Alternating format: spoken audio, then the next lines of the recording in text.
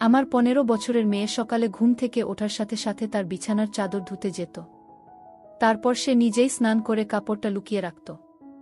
আমার মেয়ে এবং ছেলে একই ঘরে ঘুমাত। এখন তারা প্রাপ্তবয়স্ক। কিন্তু আমি এদিকে মনোযোগ দিইনি। মেয়ে দিন দিন দুর্বল হয়ে যাচ্ছিল এবং সন্দেহ হচ্ছিল। তাই আমি একদিন তার ঘরে গেলাম। এমনভাবে ওরা কথা বলছিল যেন স্বামী স্ত্রী। হঠাৎ দরজা খুলতেই আমার দুচোখ ছানাবড়া হয়ে উঠল। বন্ধুরা, আমার নাম আনিতা আক্তার। আজকের গল্পটি আমার মেয়েকে নিয়ে। আমার মেয়ের নাম রূপা। আমি বাংলাদেশের সাতক্ষীরা জেলার বাসিন্দা। আমি বিধবা হওয়ার পর আমার মা বাবা আমার দ্বিতীয় বিয়ে এমন একজন লোকের সাথে দেয় যার আগে থেকেই একটি ছেলে ছিল। আমার একটি মেয়ে ছিল। আমার বিয়ের পর আমার ছেলে আর মেয়ে একই ঘরে শুত। আমার মেয়ে রোজ তার বিছানার চাদর পাল্টাত। সে লুকিয়ে লুকিয়ে চাদরটা কাচত। সে মাঝে মাঝে অজ্ঞান হয়ে পড়ত। সে অনেক দুর্বল হয়ে গিয়েছিল। একদিন আমি ভোরবেলা উঠে আমার মেয়ের ঘরে চলে যাই। সেখানে গিয়ে আমি যে দৃশ্যটা দেখি সেটা দেখে আমার লজ্জায় মরে যেতে ইচ্ছে করছিল। ভগবানের কাছে শুধু এটাই প্রার্থনা করি, তিনি যেন কোনো মাকে কখনোই এমন দৃশ্য না দেখায়। ঘরেই আমার ছেলে আর মেয়ে। আমার বিয়ের 2 বছর পরে আমি বিধবা হয়েছিলাম। তখন আমার বয়স ছিল 19 বছর। কারণ আমার মা বাবা 17 বছর বয়সে আমার বিয়ে দিয়ে দিয়েছিল। আমি তাদের একমাত্র মেয়ে ছিলাম। কিন্তু আমার বারবার মনে হতো যে আমি তাদের কাছে একটা বোঝা। তারা আমাকে নিজের মেয়ে মনেই করত না। আমার জন্মের পর আমার মা খুশি হয়নি। আমার বাবা একটি ছেলে চেয়েছিল। তাই হয়তো আমি হওয়াতে বাবা খুশি হয়নি। বাবা সবসময় আমার থেকে দূরে থাকত। বাবা আমাকে নিজের সন্তানের মতো ভালোবাসতেই পারেননি। উনি আমাকে দেখলেই রেগে যেতেন। আমাদের পরিবারে দ্বিতীয় বিয়ে করার নিয়ম ছিল না। তাই বাবার বিয়ে করতে পারেনি। সেই কারণে বাবার আমার উপর খুব রাগ ছিল। তাই বাবা তাড়াতাড়ি আমার বিয়ে দিয়ে দিয়েছিল। আমার স্বামী একটি সরকারি স্কুলে পড়াতেন। আমাদের একটি 3 বছরের মেয়ে ছিল। একদিন হঠাৎ স্কুল থেকে ফেরার পথে আমার স্বামীর অ্যাক্সিডেন্ট হয় আর তিনি মারা যান। আমার স্বামীর মারা যাওয়ার পর আমার দিন খুব কষ্টে কেটেছিল। আমার উপর অনেক দায়িত্ব এসে পড়েছিল। কিছুদিন পর আমার শ্বশুর শাশুড়ি আমাকে আমার বাপের বাড়িতে পাঠিয়ে দেন। আমি তাদের উপর বড় বোঝা হয়ে উঠেছিলাম। তারা তার ছেলের মৃত্যুর জন্য আমাকেই দায়ী করতেন। তারা এমন করতেন যেন আমি তাদের ছেলেকে মেরে ফেলেছি। আমিও চুপচাপ আমার মা বাবার বাড়িতে চলে আসি। মা বাবার কাছে তো আমি আগে থেকেই একটি বোঝা ছিলাম। আমি আমার মেয়েকে জড়িয়ে ধরে খুব কাঁদতাম। কিছুদিন পর আমার মা বাবা আমার আবার বিয়ে দিয়ে দেন। এবার তারা এমন একজন লোকের সাথে আমার বিয়ে দেন যার আগে একটি বিয়ে ছিল। আর সেই দিকের তার একটি ছেলে ছিল। আর আমারও একটি মেয়ে ছিল। আমাদের দুজনের অবস্থা একই রকম ছিল। তাই আমাদের বিয়ে হয়ে যায়। না হলে তখন আমার জন্য কোনো ভালো সম্বন্ধ আসছিল না। তার ছেলে আমার মেয়ের থেকেও 1 বছরের ছোট ছিল। তার ছেলের নাম ছিল মারুফ। আর আমার মেয়ের নাম ছিল রূপা। আমরা 4 জনে মিলে সুখে সংসার করতে লাগি। দেখতে দেখতে অনেকগুলো বছর কেটে যায়। এখন আমার মেয়ের বয়স 17 আর মারুফের বয়স 16। এখন মারুফের বাবা পৃথিবী ছেড়ে চলে গেছে। উনি অনেক দিন ধরে রোগে ভুগছিলেন। উনার অনেক রকমের অসুখ ছিল। উনি চলে যাওয়ার পর বাড়িটা একদম ফাঁকা হয়ে গিয়েছিল। আমাদের নিজের বাড়ি ছিল, তাই ভাড়া দেওয়ার চিন্তা ছিল না। আমাদের বাড়িতে একটি ছোট্ট দোকান ছিল। একদিন আমি ঘুমোচ্ছিলাম, হঠাৎ আমি একটি আওয়াজ শুনতে পাই, যেটা শুনে আমার ঘুম ভেঙে যায়। আমি বুঝতে পারি যে আওয়াজটি মারুফের ঘর থেকে আসছিল। আমি দৌড়ে মারুফের ঘরে গিয়ে পৌঁছি। সেখানে গিয়ে দেখি মারুফের ঘরের ছাদটা ভেঙে গেছে। আমার ভয় হয় যে মারুফ ছাদের নিচে চাপা পড়ে যায়নি তো। আমি একটু কাছে গিয়ে দেখলাম যে মারুফ সেখানে নেই। মারুফ হয়তো বাথরুমে গেছে। ও খুব জোর বেঁচে গেছে। আমি আল্লাহকে ধন্যবাদ জানাই যে মারুফ নিরাপদে আছে। ওর কিছু হয়ে গেলে আমি ওর পরপারের পিতাকে কি করে মুখ দেখাতাম। কিন্তু আমাদের কাছে এখন তো টাকা নেই যে আমরা মারুফের ঘরটা মেরামত করতে পারব। আমি ঘরটা যেমন আছে সেরকম ভাবে রেখে দিলাম। আমি গিয়ে রান্নাঘরে আমার বিছানা করলাম আর আমার ছেলে মেয়েদের ঘরে শুতে বললাম। কারণ তখন শীতকাল ছিল আর বাইরে খুব ঠান্ডা ছিল। আমার ঘরে একটাই বিছানা। সেখানে দুজন খুব কষ্টে শুতে পারত। আমার ছেলে আর মেয়ে দুজনকেই এখন একই ঘরে শুতে হতো। একদিন সকালে মারুফ তাড়াতাড়ি উঠে জলখাবার খেতে চলে আসে, কিন্তু তাসলিমা তখনও ঘুমাচ্ছিল। এতে আমি অবাক হই, কারণ তাসলিমা রোজ ঘুম থেকে তাড়াতাড়ি ওঠে। আজ ও এত বেলা অবধি ঘুমোচ্ছে কেন? আমি তাসলিমাকে ডাকি, কিন্তু তার কোনো সাড়া পাওয়া যায় না। তারপর আমি তার ঘরে গিয়ে দেখি সে অজ্ঞান হয়ে পড়ে আছে। এটা দেখে আমি খুব ঘাবড়ে যাই। আমি মারুফকে বলি তাড়াতাড়ি একজন ডাক্তার ডেকে আনতে। ডাক্তার এসে বলে যে তাসলিমা খুব দুর্বল ও শরীরে কমে গেছে। তাকে দিয়ে কোনো ভারী কাজ করানো ঠিক হবে না। তাকে আর এখন আরাম করতে দেওয়া উচিত। ভালো করে খাওয়া দাওয়া করলে ও ঠিক হয়ে যাবে। তাসলিমার যখন জ্ঞান ফেরে তখন আমি ওকে জিজ্ঞেস করি, তোর কি হয়েছে? তাসলিমা বলে, জানি না কি হয়েছে। আমি বসেছিলাম, হঠাৎ আমার মাথাটা ঘুরে গেল। আমি বলি, তুই বিশ্রাম নে, আমি তোর জন্য কিছু খাবার নিয়ে আসছি। এই বলে আমি রান্নাঘরে চলে যাই। যখন আমি খাবার নিয়ে তার ঘরে আসি তখন দেখি তাসলিমা বিছানায় নেই, আর বিছানায় চাদরটাও নেই। আমি ঘরের বাইরে গিয়ে দেখি তাসলিমা সেই চাদরটা কাচ্ছে। আমি ওকে বলি, তুই এখন চাদর কাচ্ছিস কেন? ডাক্তার তোকে আরাম করতে বলেছে। এক্ষুনি ওঠ ওখান থেকে আর নিজের ঘরে যা, গিয়ে কিছু খেয়ে নে। তাসলিমা বলে, না মা, এই চাদরটা কাচার দরকার। তুমি তো জানো আমাদের বাড়িতে একটাই চাদর আছে, এটা না কাচলে রাতে বিছানায় কি পাতব? আমি বলি, চাদরটা তো অতটা নোংরা হয়নি যে আজকে কাচতে হবে। হঠাৎ তোর চাদর গাছের ভূত চাপল কেন মাথায়? তুই ওঠ ওখান থেকে, চাদরটা আমিই কেচে দেব। কিন্তু সে আমার কথা শুনল না। সে নিজের চাদরটা কেচে সেটাকে ছাদে শুকোতে দিতে গেল। তারপর সে এসে জলখাবার খেয়ে ঘুমিয়ে পড়ে, আর মারুফ ও কাজে বেরিয়ে যায়। মারুফকে আমি মেট্রিক পর্যন্ত পড়াতে পেরেছিলাম।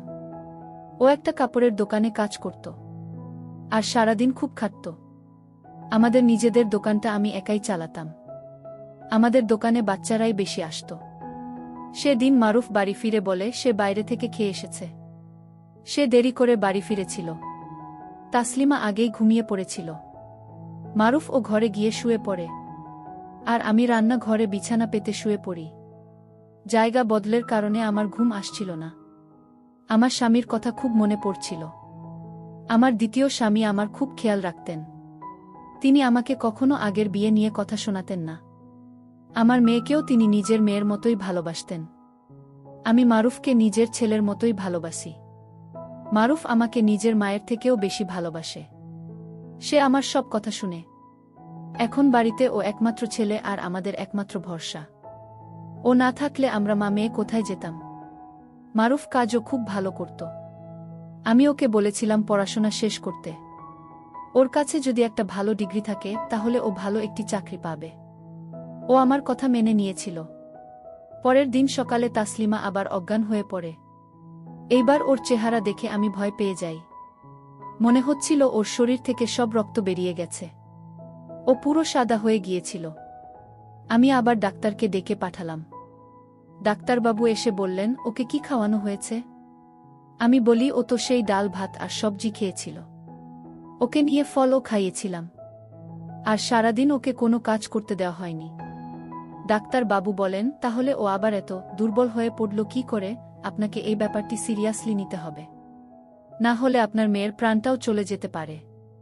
এভাবে বারবার অজ্ঞান হয়ে পড়া আর এতক্ষণ ধরে অজ্ঞান হয়ে থাকা কোনো সাধারণ ব্যাপার নয়। ডাক্তারবাবু চলে যাওয়ার পর যখন তাসলিমার জ্ঞান ফেরে তখন আমি ওকে বলি, আজকে তুই যদি কোনো কাজ করিস তাহলে আমার থেকে খারাপ কেউ হবে না। কিন্তু কিছুক্ষণ পর যখন আমি তাসলিমার ঘরে যাই তখন আমি আবার দেখি ও তার বিছানার চাদর কাচ্ছে। এইবার আমি দূর থেকে তাসলিমাকে দেখছিলাম। ও যা সব করছে কোনোটিই সাধারণ নয়। যবে থেকে মারুফ আর ও এক ঘরে শুচ্ছে তবে থেকে এমন অদ্ভুত আচরণ করছে। তবে থেকেই ও অজ্ঞান হতে শুরু করেছে। ওরা দুজন সৎ ভাই বোন হয়, কিন্তু ছোটবেলা থেকেই ওরা একসাথে বেড়ে উঠেছে। ওরা নিজের ভাই বোনের মতো একে অপরকে ভালোবাসে। তাহলে দিন দিন আমার মেয়ের শরীরটা দুর্বল হয়ে যাচ্ছে কেন? এমনটা তো তখনই হয় যখন একটি মেয়ে গর্ভবতী হয়, কিন্তু একটি কম বয়সী মেয়ের এরকম হওয়া একেবারেই স্বাভাবিক নয়। পরের দিন সকালে আমি দেখি অদিতি ছাদে চাদর শুকোতে দিতে গেছে। ও ভয়ে ভয়ে আশেপাশে দেখছিল যে কেউ দেখছে কিনা। আমি রান্নাঘরের জানালা থেকে সব দেখতে পাচ্ছিলাম। ওর আচরণ আমার খুব অদ্ভুত লাগেও আমার ঘরে এসে শুয়ে পড়ে আর নিজের উপর একটি চাদর চাপা দিয়ে দেয়, যাতে আমি বুঝতে না পারি যে ওর নিচে কোনো চাদর আছে কিনা। আমি ওর জন্য খাবার বানিয়ে নিয়ে যাই। আমাদের দোকানটা না তেমন ভালো চলছিল না। সেখানে খুব বেশি খদ্দের আসত না, শুধু বাচ্চারাই আসত ওই ট্রফি আর চকলেট কিনতে। তারা 5-7 দিয়ে চলে যেত। এইভাবে আমাদের আর কি করে চলবে? আমি আমার ছেলে মেয়েকে এই বিষয়ে কিছু জানি না। মারুফ আগে থেকেই একটি চাকরি করছিল। তাকে যদি আমি এসব কথা বলি তাহলে আরও চিন্তায় পড়ে যাবে। এদিকে এত কম টাকায় আমার পক্ষে সংসার চালানো মুশকিল হয়ে উঠছিল। এদিকে তাসলিমা অসুস্থ। ডাক্তার বলেছে ওকে ভালো ভালো খাবার খাওয়াতে, কিন্তু চাল ডাল কিনতেই তো আমাদের সব টাকা শেষ হয়ে যায়।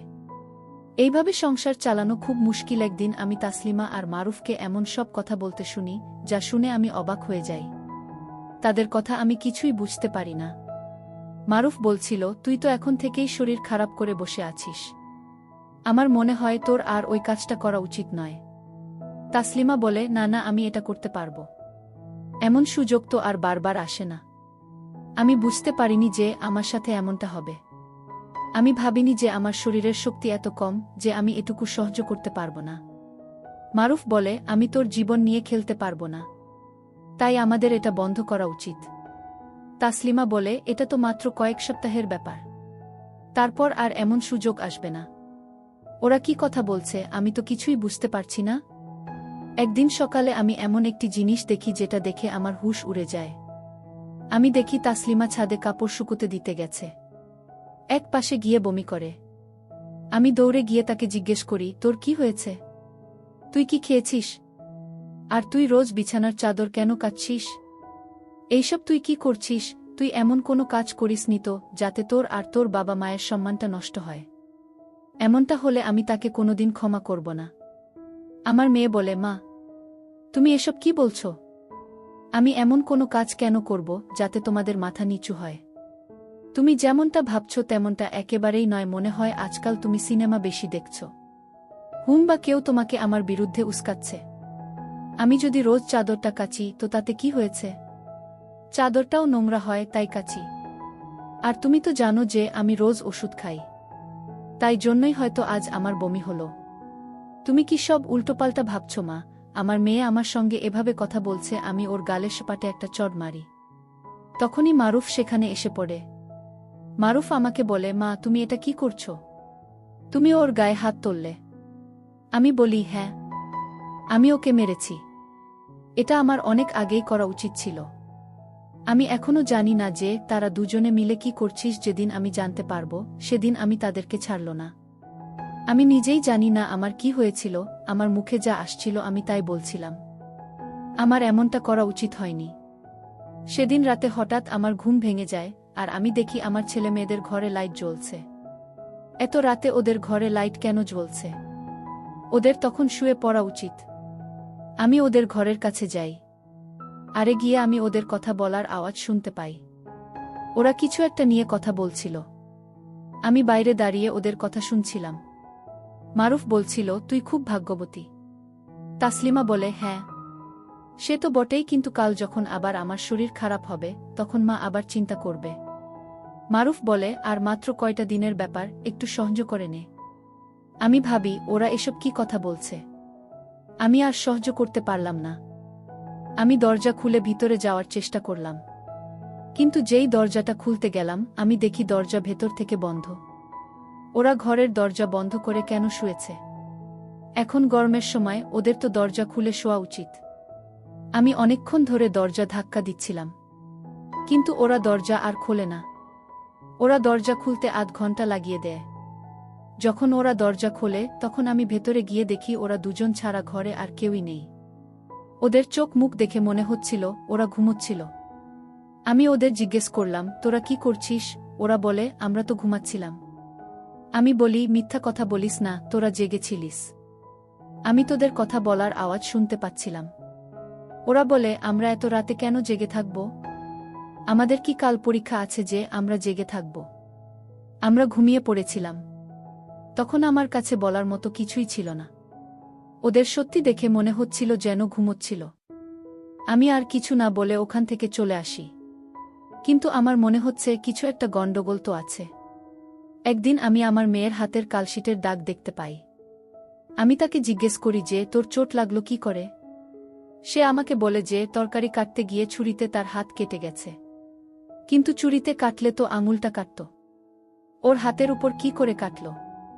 কখনো সে অজ্ঞান হয়ে পড়ছে, কখনো তার শরীরে আঘাতের চিহ্ন, কখনো সে লুকিয়ে লুকিয়ে বিছানার চাদর কাটছে। এসব কি হচ্ছে? আমি যেটা ভাবছি সেটাই সত্যি নয় তো? আমি আল্লাহর কাছে প্রার্থনা করছিলাম যে আমার আশঙ্কাই যেন সত্যি না হয়।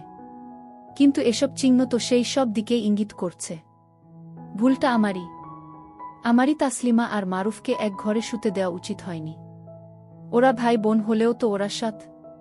আর ওরা কম বয়সী ছেলে মেয়ে। এই বয়সের ছেলেমেয়েরা অনেক সহজে ভুল করে বসে। ওদের আবেগ অনেক বেশি। আমারই ওদের উপর নজর রাখা উচিত ছিল। বড়রা যদি ছোটদেরকে না সামলায় তাহলে তো ওরা ভুল করবেই। সব দোষ আমার। আমি এখন ওদের উপর খুব কড়া নজর রাখছিলাম। একদিন আমি ঘরের বাইরে থেকে ওদের কথা শুনতে পাই। আমার ছেলে আমার মেয়ের জন্য একটি ওষুধ কিনে এনেছিল। সে তাসলিমাকে এই ওষুধের ট্যাবলেটটা দিয়ে বলে, তুই এটা খেলে তোর সব সমস্যা দূর হয়ে যাবে। রোজ রাতে শোয়ার আগে তো এই ট্যাবলেট খাবি। তাহলে দেখবি তুই সকালে আর অজ্ঞান হবি না। তাসলিমা সেই ট্যাবলেট নিয়ে তার আঁচলের ভিতরে লুকিয়ে ফেলে। তারপর থেকে আমি দেখি তাসলিমা আর অজ্ঞান হয় না। কিন্তু একদিন হয়তো সেই ট্যাবলেটটা শেষ হয়ে গিয়েছিল। তাই তাসলিমা আবার অজ্ঞান হয়ে পড়ে। সেদিন আমার ছেলে বাড়িতে ছিল না। তাই আমি ঠিক করি এই সুযোগটা কাজে লাগাবো। আমি তাসলিমার বিছানার চাদরটা তুলে নিজের ঘরে নিয়ে আসি। আমি দেখতে চাই যে ওই চাদরে এমন কি লেগে থাকে যার জন্য তাসলিমা রোজ সেই চাদরটা কাচে। এমনকি তার শরীর খারাপ থাকা সত্ত্বেও সে চাদর কাচতে কিন্তু ভোলে না। আমি চাদরটা ঘরে নিয়ে এসে সেটাকে খুলে দেখি। প্রথমে আমি কিছুই দেখতে পাই না। কিন্তু যখন আমি আরও ভালোভাবে দেখি তখন আমার চোখে পড়ে যে গোটা চাদরে সাদা সাদা চুল লেগে আছে। আমি বুঝতে পারছিলাম না যে ওটা কিসের চুল। এই চুলগুলো পুরো সাদা ছিল আর একদম ছোট্ট ছোট্ট ছিল। আমি কিছু বুঝতে পারছিলাম না। তখন আমার মেয়ের জ্ঞান ফিরে আসে। সে আমার কাছে এসে বসে আর জিজ্ঞেস করে, মা, আমার বিছানার চাদরটা কই? খুব ঘাবড়ে গিয়েছিল। হয়তো ও বুঝতে পেরেছিল যে আমি চাদরটা দেখে ফেলেছি। আমি বলি, ওটা আমি কাচতে দিয়েছি। তখন আমার পাশ থেকে উঠে যাচ্ছিল ও। আমি তখন ওর হাতটা ধরে ফেলি। আমি আজ দেখে ফেলেছি যে চাদরে কি লেগে আছে। এবার তুই আমাকে সব সত্যি কথা বল। তুই এসব কি করছিস? আমার মনে খুব খারাপ চিন্তা আসছে। আমি যা সন্দেহ করছি সেটা কি সত্যি? আমার মেয়ে আমার পাশে এসে বসে আর আমাকে সব কথা খুলে বলে। ওর কথা শুনে আমার পায়ের তলা থেকে মাটি সরে যায়। ও আমাকে বলে, মা, তুমি যেমনটা ভাবছেন তেমনটা একেবারেই নয়। আমি আর মারুফ বুঝতে পেরেছিলাম যে আমাদের বাড়ির অবস্থা ভালো নয়। দোকান থেকেও তেমন টাকা আসছে না। আর ভাই ও খুব বেশি টাকা রোজগার করে না। আমরা বুঝতে পারছিলাম না আমরা কি করব। তখন ভাইয়ের এক বন্ধু ভাইকে একটা কাজ দেন। তার বন্ধু অনেকগুলো ছোট ছোট বিড়ালের বাচ্চা পোষেছিল। কিন্তু সে একা তাদেরকে সামলাতে পারত না। তাই সে ভাইকে এই কাজটা দিয়েছিল। আর এর জন্য তাকে সে অনেক টাকা দিত। ভাই সারাদিন ওই বিড়ালের বাচ্চাগুলোকে দেখাশোনা করত। কিন্তু রাতে এসে সে ক্লান্ত হয়ে পড়ত। আমি বুঝতে পারি যে রাতে তার বিশ্রাম দরকার। তাই আমি তাকে বলি ওই বাচ্চাগুলোকে আমাদের ঘরে নিয়ে আসতে। আর আমি সারারাত ওদেরকে সামলাবো। ওই বাচ্চা বিড়ালগুলোর গায়ের লোম আমার চাদরে লেগে থাকত, যেটা আমি সকালে ধুয়ে ফেলতাম। কারণ আমি জানতাম যে তোমার এই ধরনের কাজ একদম পছন্দ হবে না। আমরা তোমাকে এই ব্যাপারে কিছু বলতে চাইনি। কয়েকটা রাত পর আমি বুঝতে পারি যে আমার বিড়ালে অ্যালার্জি আছে। তাই আমি সকালে অজ্ঞান হয়ে পড়তাম। ভাই আমাকে একটি ওষুধ এনে দিয়েছিল। সেটা এই অ্যালার্জির ওষুধ। ভাইয়ের বন্ধুটা খুব বড়লোক। সে আমাদের এই কাজটার জন্য রোজ 1000 টাকা করে দিত। কাল ওই বিড়ালের বাচ্চাগুলোর আমাদের বাড়িতে শেষ দিন ছিল। কারণ আজ ভাইয়ের বন্ধু ওদেরকে নিয়ে অন্য শহরে চলে যাচ্ছে। এই কটা দিনেই আমরা অনেক টাকা কামিয়ে ফেলেছি। যে টাকা দিয়ে আমরা ভাইয়ের ঘরের ছাদটা মেরামত করতে পারব। আর বাড়ির কিছু জরুরি জিনিসপত্র কিনতে পারব। আমরা জানতাম তোমার পোষা বিড়াল পছন্দ নয়। তাই আমরা তোমাকে এ ব্যাপারে কিছুই বলিনি। কিন্তু তুমি কত কিছু ভেবে বসেছিলে।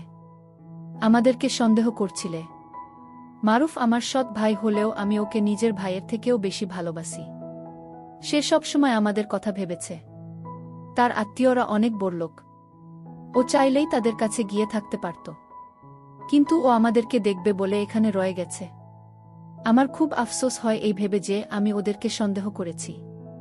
ওদের সম্পর্কে কত কিছু ভেবেছিলাম। কিন্তু ওরা সত্যি কত ভালো।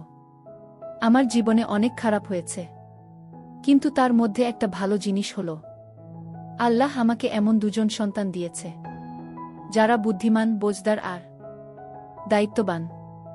মারুফ ফিরে আসার পর আমি তাকে কিছু জানাইনি। তাসলিমা ও জানায়নি যে আমি সবটা জেনে গিয়েছি। আমি আর এই বিষয়ে কথা বলে নিজেকে ছোট করতে চাই না। কিছুদিন পর মারুফ তার ঘরের ছাদটা সারিয়ে ফেলে আমার ছেলে আর মেয়ে দুজনেই খুব পরিশ্রম করতে শুরু করে। আমার মেয়ে বাচ্চাদের বাড়ি বাড়ি গিয়ে টিউশন পড়ায়। আস্তে আস্তে আমাদের অবস্থা আরও ভালো হতে শুরু করে। আমাদের বাড়িতে টাকা আসতে থাকে। আমার ছেলে আর মেয়ে দুজনেই খুব পরিশ্রম করত, কারণ ওরা জানত ওদের মাথার উপর বাবা নেই, আর আমারও তেমন কিছু করার ক্ষমতা নেই। তাই যা করার ওদের নিজেদেরকেই করতে হবে। আল্লাহর অনেক কৃপা যে আমি যেটা ভেবেছিলাম সেটা সত্যি হয়নি, কিন্তু সেটা হওয়ার সম্ভাবনা ছিল। আমার ছেলে আর মেয়ে দুজনেরই কম বয়স। আমার উচিত হয়নি দুজনকে এক ঘরে শুতে দেওয়া। আমি যা সন্দেহ করেছিলাম সেটা যদি হতো তাহলে সব শেষ হয়ে যেত। তাই আমি আপনাদেরকে সতর্ক করছি, আমি যে ভুলটা করেছি সেটা আপনারা করবেন না। আপনারা আপনাদের বাচ্চাদের ভালোভাবে খেয়াল রাখবেন। তারা কি করছে, কোথায় যাচ্ছে, সব কিছুর খোঁজ রাখবেন। তাদের বন্ধু হয়ে ওঠার চেষ্টা করবেন, যাতে তারা আপনাদের সাথে সবকিছু শেয়ার করে। তারা যদি ভুল পথে যায় তাহলে তাদের সঠিক পথে নিয়ে আসার দায়িত্ব আপনাদের। আর বাচ্চারা বড় হয়ে গেলে তাদেরকে আলাদা ঘরে শুতে দেবেন। আপনাদের আবারও বলবো, আপনারা সবাই আপনাদের বাচ্চাদের খেয়াল